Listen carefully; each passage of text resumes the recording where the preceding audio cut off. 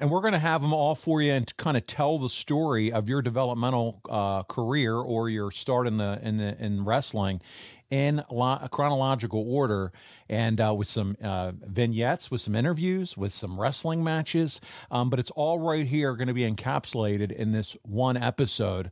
So let's get started, man. I'm really excited to talk about it. Can you tell us? Are there any inspiring wrestlers that want to wrestle or eventually plan on wrestling? This is a great episode to listen to. This is how you get started out. And this is how the business is for you when you start out. And I think that's important because there are a lot of people out there that listen that are aspiring to be pro wrestlers. So, Kurt, let's jump into it. You signed the dotted line with the WWE, right? And not a very good contract. Not a very good contract. We've talked about that before on the show. But, okay, it's time for next steps. What does that look like for you next step-wise? And they say, hey, we're going to put you in what we call our developmental system. You know what? Their developmental system back then was very primitive. And what I mean by that was they didn't have a lot. They had a warehouse a couple miles from the WWE headquarters. It was a WWE warehouse and production building, and they had a wrestling ring set up in there.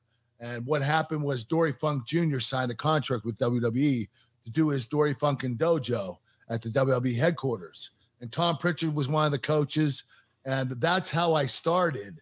And it was different. I mean, they brought in 12, 15 guys. Edge and Christian were part of it. A kid named Steve Bradley, Glenn Kulka, if anybody knows Glenn, he's from Canada, pro football player. Matt Bloom, Baldo. There were a lot of great talent that came there. And starting out, you only trained 5 days. Okay, you trained all day long. You're taking 300 bumps a day. It was brutal. I literally quit after the first day because I was like, I can't do this. I told my manager, I can't bump around like this. It's like beating the shit out of yourself. And he's like, just stay till the end of the day and see if you can make it. And I did. And but I was getting ready to walk out because it was like self-abuse. You said you trained 5 days, Kurt. Is it a mixture of cardio and wrestling? And I mean, it was mainly all wrestling.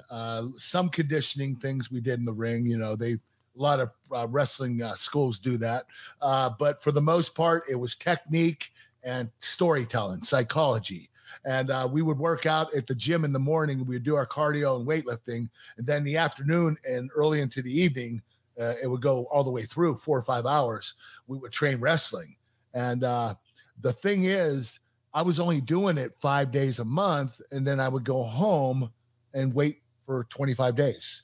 And it was like, but what they did is they had independent shows after those 5 days. They would have a couple independent shows back to back for day 6 and 7 up in the Northeast near Boston. And that's where we go to have our practice matches. We would go to these small independent shows that had like 60, 70 people.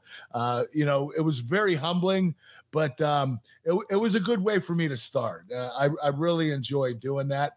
The only thing is, I just wasn't getting enough training because being there for a week and then being home for 3 weeks. So I told them, I said, listen, I need more training. So what they did is they decided they partnered me up with a kid named Steve Bradley, who I think is the best wrestler to never make it to the WWE on TV. And they partnered me up with him, and they would fly me up every other week and have Steve train with me at the WWE headquarters.